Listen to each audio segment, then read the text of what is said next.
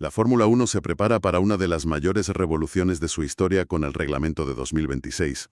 Y no estamos hablando de un simple ajuste, es un reinicio casi total que afecta a motores y aerodinámica a la vez. Para entenderlo, tenemos un montón de material. Explicaciones oficiales, análisis de medios, entrevistas a pilotos y los primeros informes sobre el nuevo equipo, Cadillac. Hoy vamos a meternos de lleno a entender qué demonios significan estos cambios para las carreras, para los equipos y para los propios pilotos. Y hay que empezar por un dato que para mí lo cambia absolutamente todo. Es la primera vez en la era moderna que se cambian el chasis y la unidad de potencia al mismo tiempo. Esto es un terremoto, de verdad. Significa que todos los equipos, desde el campeón del mundo hasta el último de la parrilla, parten de una auténtica hoja en blanco. Una hoja en blanco. Sí, no hay evoluciones, no hay datos previos, es empezar de cero para todos. Y eso sobre el papel promete una reorganización completa de la parrilla. Esa idea de la hoja en blanco es fascinante. Si todos parten de cero, ¿cuál es la filosofía que guía el diseño de estos nuevos coches? ¿Qué buscan conseguir con estos cambios de peso y tamaño que se anuncian? Porque se habla de coches más pequeños, más ligeros. Efectivamente. La filosofía es crear lo que la FIA llama un coche ágil. Serán más pequeños si la distancia entre ejes se reduce 20 centímetros y la anchura 10. Vale. Y más ligeros. El peso mínimo baja 30 kilos, hasta los 768. Que 30 kilos puede no sonar a mucho, pero en Fórmula 1 eso es una barbaridad. Es un quebradero de cabeza monumental para los ingenieros de verdad. Incluso los neumáticos son más estrechos. El objetivo es doble: coches más manejables y, sobre todo, que puedan luchar cuerpo a cuerpo sin que el rendimiento se desplome. Luchar cuerpo a cuerpo, eso siempre ha sido el gran problema de la F1 moderna. El coche que persigue pierde muchísimo rendimiento por el aire sucio. ¿Cómo ataca este nuevo reglamento ese problema exactamente? Pues mira, aquí está el núcleo de todo el cambio. Se ataca la raíz del problema, que es la aerodinámica. Estamos viendo básicamente el fin de la era del efecto suelo tal y como la conocemos. El fin del efecto suelo. ¿Pero no es lo que acaban de introducir en 2022? Sí, pero lo van a modificar por completo. Se eliminan esos enormes túneles Venturi bajo el coche que eran los que generaban esa succión masiva contra el asfalto. Se estima que esto reducirá la carga aerodinámica total entre un 15 y un 30%. Entiendo el objetivo de reducir la carga para que no sean tan sensibles a las turbulencias, pero ¿no corremos el riesgo de que los coches sean simplemente más lentos? Menos espectaculares en las curvas de alta velocidad, ¿no? Es un riesgo y un debate muy interesante, la verdad. La apuesta de la FIA es que la pérdida de carga aerodinámica bruta se compensará con la ganancia en competición. Y para ello le han declarado la guerra total al famoso outwash. El outwash, el aire sucio. Exacto. Para quien no lo controle, el outwash es la técnica que han perfeccionado los equipos para desviar el aire turbulento hacia los lados, lejos de su propio coche. Es genial para ti, pero para el que te persigue es como chocar contra un muro de aire caótico. De acuerdo. ¿Y cuál es el arma secreta del reglamento contra ese muro de aire caótico? Pues la solución es fascinante porque ataca el problema desde dos frentes. Por un lado, alerones delanteros mucho más simples, con menos planos, para que los ingenieros no puedan usarlos para generar ese outwash. Vale. Y por otro, el regreso de un viejo conocido, los bargeboards. Ah, sí, esas piezas detrás de las ruedas delanteras. Pero esta vez su diseño está obligado por reglamento a hacer justo lo contrario, generar inwash. Inwash, o sea, hacia adentro. Eso es, canalizar el aire de forma que la estela del coche sea mucho más limpia y no perjudique tanto al perseguidor. Hablas de controlar la estela del coche por reglamento, y eso me lleva a pensar inevitablemente en el DRS. ¿Significa esto el fin del sistema de adelantamiento que conocemos? Significa el fin y el nacimiento de algo mucho más ambicioso. A ver. La aerodinámica activa. Olvídate del DRS que solo se abre en ciertas zonas para el coche que persigue. Ahora, tanto el alerón delantero como el trasero tienen elementos móviles, como una persiana veneciana, que se abren y se cierran. Espera. Una persiana. ¿En ambos alerones? Sí, en ambos. Tendremos dos modos. El modo curva, o Z-mode, con todo cerrado para máxima carga y agarre. Y luego, en las rectas, el piloto activará el modo recta, o X-mode, abriendo esos elementos para una resistencia al aire mínima. Un momento. Si todo el mundo puede usar este modo recta en cualquier momento, ¿dónde está la ventaja para adelantar? ¿Y cómo afecta esto al piloto? ¿No se convierte en un videojuego de apretar botones? Esa es la pregunta del millón. Y la respuesta es que el adelantamiento dependerá más de la gestión de la energía eléctrica. Se introduce el modo adelantamiento, el Overtake Mode, que es un impulso extra de potencia eléctrica que solo se activa cuando estás a menos de un segundo del coche de delante. Ah, vale. Ese es el verdadero sustituto del DRS. Ese es. Pero además, y aquí está lo interesante, el piloto tendrá un modo impulso, un Boost Mode. Un botón que puede usar cuando quiera, ofensiva o defensivamente, para desplegar toda la potencia combinada. La habilidad del piloto para gestionar esa energía vuelta a vuelta será, vamos, crucial. O sea que el piloto va a tener mucho más trabajo en el cockpit. Muchísimo más. Ah, y un apunte de seguridad. Aunque son más ligeros, son más seguros. Las pruebas de impacto son mucho más duras. El arco de seguridad, por ejemplo, pasa de soportar 16G a 20G. Vale, entiendo.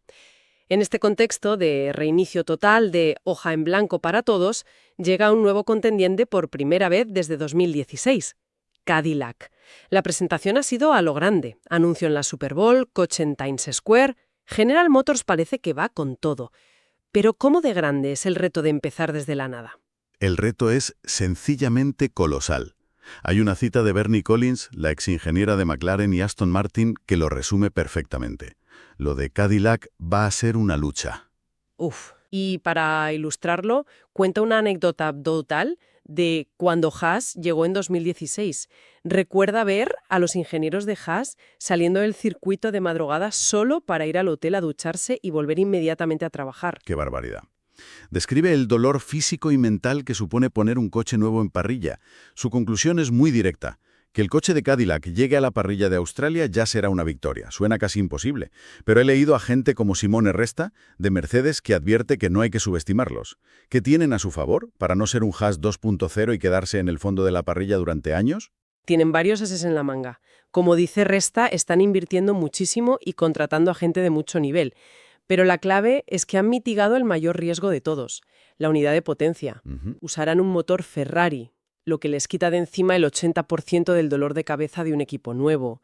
Y su otra gran apuesta para mitigar riesgos es la experiencia en los asientos. Ahí quería llegar, la alineación de pilotos. Sergio Pérez y Valtteri Bottas. Juntos son la pareja más veterana y experimentada de toda la parrilla. Los números son una locura, ¿eh? Más de 500 carreras, 100 podios, 16 victorias. Exacto. Solo Ferrari y McLaren tienen 2 pilotos ganadores de carreras en sus filas. Es toda una declaración de intenciones. No quieren debutantes que aprendan, quieren veteranos que lideren el desarrollo desde el minuto 1. La elección de Pérez me parece especialmente fascinante. Después de su salida de Red Bull con una compensación económica importante, muchos pensaban en la retirada como una opción muy real, ¿no? ¿Qué le convence para meterse en un proyecto que de entrada le han dicho que no va a ser competitivo? Pues según las fuentes, es un cambio total de mentalidad. Lo que le convenció fue la oportunidad de liderar un proyecto desde cero. Dejar de ser el segundo piloto. Justo. Dejar de ser el segundo piloto a la sombra de una estrella como Verstappen y convertirse en el pilar sobre el que se construye un equipo. Quiere volver a disfrutar de las carreras, en un ambiente donde su feedback técnico sea ley. Claro, y esto es importante. Cadillac no lo ficha por sus patrocinadores, como se ha especulado. Lo fichan por su inmenso valor técnico y, por supuesto, por su gigantesca base de fans en México y toda América. Claro, y si conectamos esto con la estrategia global de la Fórmula 1, la jugada es redonda. Un equipo estadounidense con un piloto latinoamericano de altísimo perfil, justo cuando hay 3 carreras en Estados Unidos: Miami, Austin y Las Vegas. ¿Es una alineación de planetas perfecta para la expansión del deporte allí? Totalmente. Es una simbiosis perfecta entre los intereses del equipo y los del campeonato. Muy bien, todo esto suena genial en la teoría. Las reglas, el proyecto de Cadillac. Pero en el simulador parece que los pilotos no están tan convencidos. ¿Qué está pasando ahí? El centro del debate parece ser la nueva unidad de potencia. Sí, y aquí es donde la cosa se pone tensa. El reglamento exige un reparto de potencia de casi el 50% del motor de combustión y el 50% de la parte eléctrica. 50-50. Y este cambio no es casual. Es una apuesta de la FIA para atraer a nuevos motoristas como Audi y Ford, prometiendo una tecnología más relevante para los coches de calle y una imagen más sostenible. El problema es que esta nueva filosofía choca frontalmente con lo que un piloto de F1 entiende por pilotar. Y la crítica más dura ha venido de Max Verstappen. Su frase ha sido demoledora, ¿eh? Se siente un poco más como la Fórmula E con esteroides. Una frase que ha caído como una bomba. Afirma de forma muy directa que ya no se puede pilotar a fondo, que la palabra clave ahora es gestión. Para un piloto como él, que es la quinta esencia de llevar el coche al límite absoluto en cada centímetro, eso es casi un insulto. Exacto. Es un shock cultural para ellos, sin duda. Pasan de tener una batería que ayuda a una que es la mitad de su potencia y que tienen que gestionar de forma muy activa. Y no es solo él, ¿verdad? No, no, que va. Su antiguo compañero, Sergio Pérez, secunda la opinión. Dijo que esta Fórmula 1 se siente extremadamente diferente y que gestionar la energía es tremendamente difícil. Su temor es que las carreras se parezcan a las de la Fórmula E y que las primeras citas puedan ser, y cito, caóticas. Caóticas. Con este panorama tan incierto, ¿qué podemos sacar en claro de los primeros tests de pretemporada en Bahrein? ¿Confirman estos miedos o nos dan alguna pista de quién ha acertado? Bueno, lo primero es el aviso de siempre. Los tiempos de los tests hay que leerlos con muchísima cautela. Sí, claro. Las cargas de combustible, los modos de motor, es un juego de despiste constante. Dicho esto, la tabla de tiempos final nos da una imagen familiar. Mercedes, Ferrari, McLaren y Red Bull parecen seguir en la cima. Pero lo interesante no está ahí. ¿Dónde está entonces? Está en el análisis de las tandas largas, las simulaciones de carrera. Esos datos son más fiables. Vale. Y sugieren que Mercedes y Ferrari están muy igualados en cabeza, con McLaren y Red Bull un pasito por detrás. Ajá. Pero, y es un gran pero, se rumorea en el paddock que el concepto aerodinámico de Red Bull es el más radical de todos, apostando por una solución de in-wash muy agresiva. O sea, que podrían estar escondiendo sus cartas. Podrían estar ocultando su verdadero potencial mucho más que el resto. Además, sabemos que Ferrari va a llevar un coche casi nuevo a los test finales. La foto está muy lejos de ser definitiva. ¿Y para un equipo nuevo como Cadillac en estos tests? ¿Son los últimos de la clase? Para ellos, los tiempos son lo de menos ahora mismo. La conclusión es la que dio el propio Pérez, y es una reflexión muy madura. Es un poco irrelevante donde empecemos en Melbourne. Lo importante es cuánto progreso seamos capaces de hacer. Claro, tiene todo el sentido. Para un equipo nuevo, la primera carrera no es la meta, es el pistoletazo de salida de una larguísima curva de aprendizaje. Entonces, para resumir, tenemos un reinicio técnico total diseñado en una sala de reuniones para mejorar el espectáculo. Tenemos un nuevo y ambicioso equipo americano que apuesta por la experiencia para afrontar un desafío gigantesco. Y, al mismo tiempo, tenemos serias dudas por parte de los pilotos sobre si la esencia del pilotaje de Fórmula 1 se va a perder en un complejo juego de gestión de energía. Exacto. Y todo esto nos deja con una reflexión final para darle vueltas. La Fórmula 1 ha diseñado estas reglas de forma muy prescriptiva para forzar un resultado concreto. Carreras más reñidas, más adelantamientos. Sí. Las inesperadas en cada reglamento. La gran pregunta para 2026 no es si las reglas funcionarán como la FIA espera. La verdadera pregunta es, ¿quién será el primero en interpretar el reglamento de una manera que nadie más ha previsto, redefiniendo por completo esta nueva era desde la primera carrera? Encontrar el agujero en el reglamento. Esa es la clave. Porque la genialidad en la Fórmula 1 casi nunca ha consistido en seguir las reglas, sino en explotar sus límites.